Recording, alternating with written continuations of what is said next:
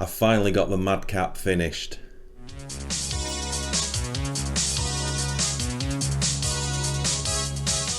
Hey guys, welcome back to Tamiya Legends, and once again thank you for stopping by. So yes, I finally got the Tamiya MADCAP finished. Now this car's not mine, I bought this for a friend of mine and we got it for a superb price. I think we paid with shipping round about £100.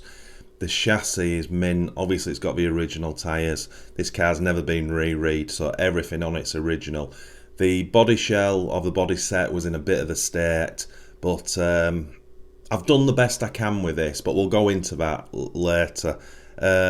So for those of you who don't know anything about the MADCAP, it's a cracking two-wheel drive buggy. The MADCAP has a big following out there with the vintage guys. I've just put the aerial under the wing. So I've wrote down the part numbers as usual. So this came out in 1989 on 58082. This chassis was only used on 2 cars. 6 months after this came out on 58083 in 1990, the Saint Dragon came out. Now, everyone loves the MADCAP, and I do. Not so many people love the Saint Dragon. I'm not too sure why that is. I personally, I really do like it. A lot of people think it's a little sort of like comic book style, which it is. The Saint Dragon body shell was from the Japanese comic. But it's like all things with Tamiya. Maybe just looking at pictures of it doesn't do it justice, but when you get one in your hands, I've probably done 3 Saint Dragon body shells, reproductions, but when you get it painted up and you put the decals on, they do look pretty cool. Hardly any differences from the MADCAP. Obviously the blue shocks they did away with and they went to red, but there's still friction shocks like these are, and then obviously the body. Everything else is the same. One thing to be aware of, which I probably should say, is if you've got a MADCAP and you want to convert it to a Saint Dragon, like many do, you will need the alloy metal body mount on the rear for the Saint Dragon, because it's different from the MADCAP, and they're quite hard to get hold of. I guess you could make your own, but just be aware of that if you are going to do a conversion. So, as I said, we got this for a great price. So we'll bring the camera over now and I'll show you what I've done with it. It's not perfect by any stretch of imagination, but I kind of think that's what makes it cool. So, as you can see, this thing is in great nick. Look at the underneath of that chassis.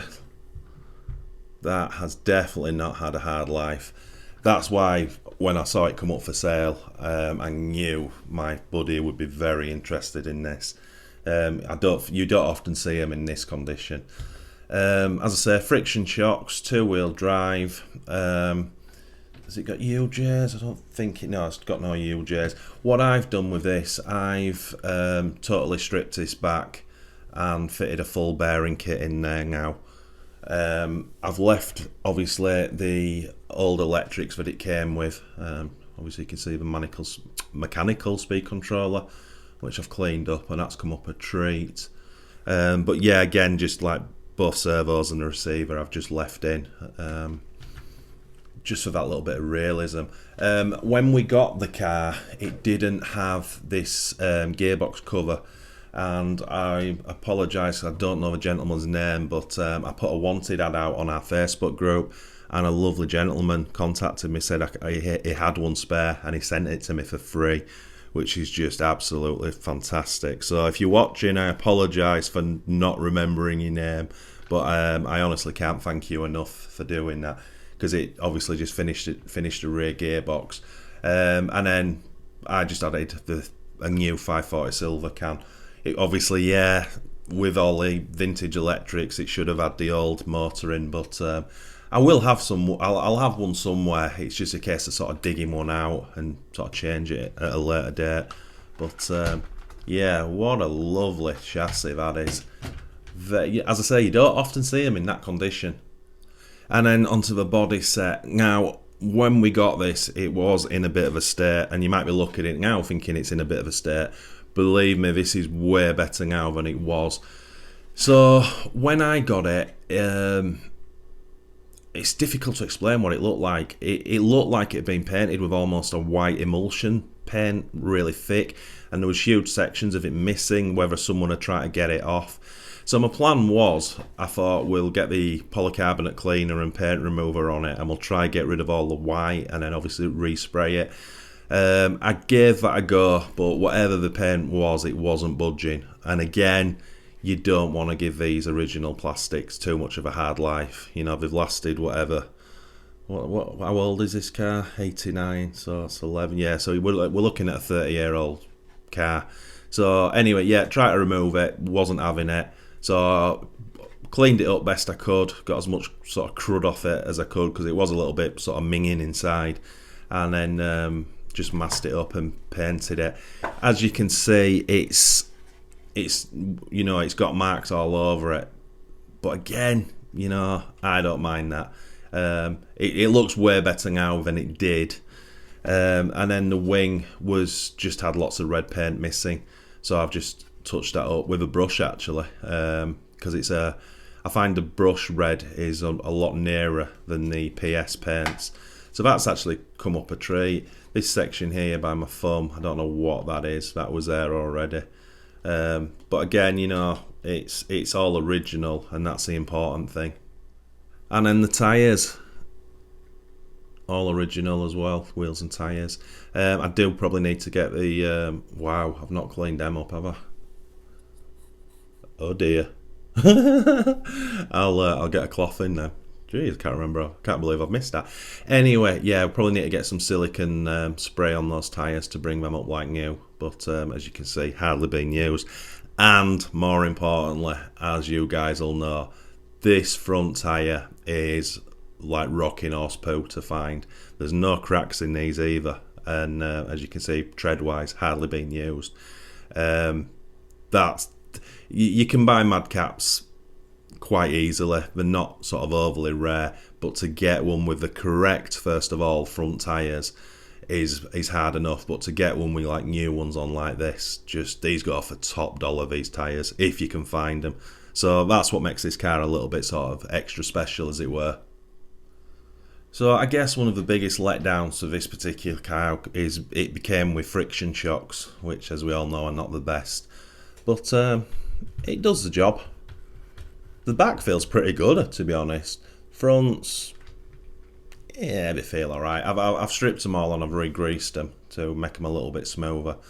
Problem is though, because they're supposed to be blue, you know, if you are trying to keep it original, you know, you can't just stick a pair of black oil shocks on, because it takes away the overall look of it, which obviously you don't want to do. And that's it, looking mighty fine actually. Are you a fan of this, guys? Are you a fan of the MADCAP? I don't think I've ever seen anyone or heard anyone say they don't like it. It's a very cool piece of kit.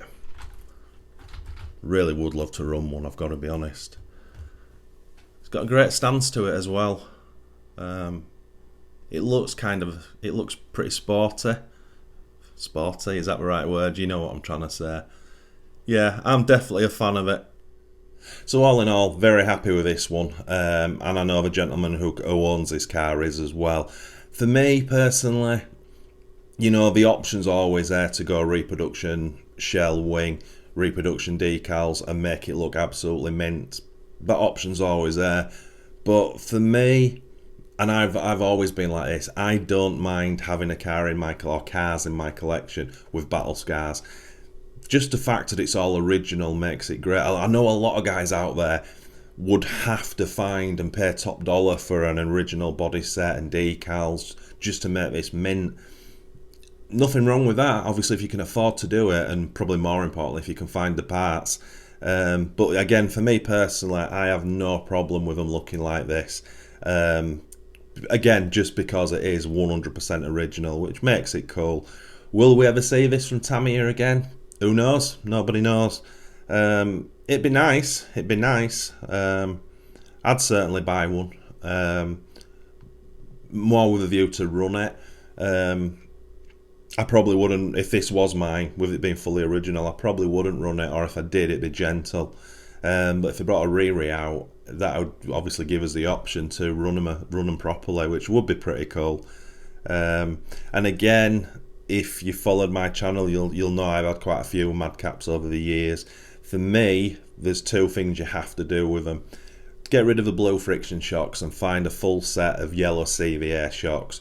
It absolutely transforms the look of this car. And also take the canopy decals off and fit a driver figure. Those two changes absolutely make the Madcap it just transforms it to a completely different car. But anyway, I hope you enjoyed that, guys. So we'll end this video here. So as always, thanks so much for watching. It's massively appreciated. If this is the first time you've clicked on one of my videos, if you could maybe please consider liking and subscribing to support us. And if you do that, smash that notification bell for our weekly videos. And as always, happy RCing.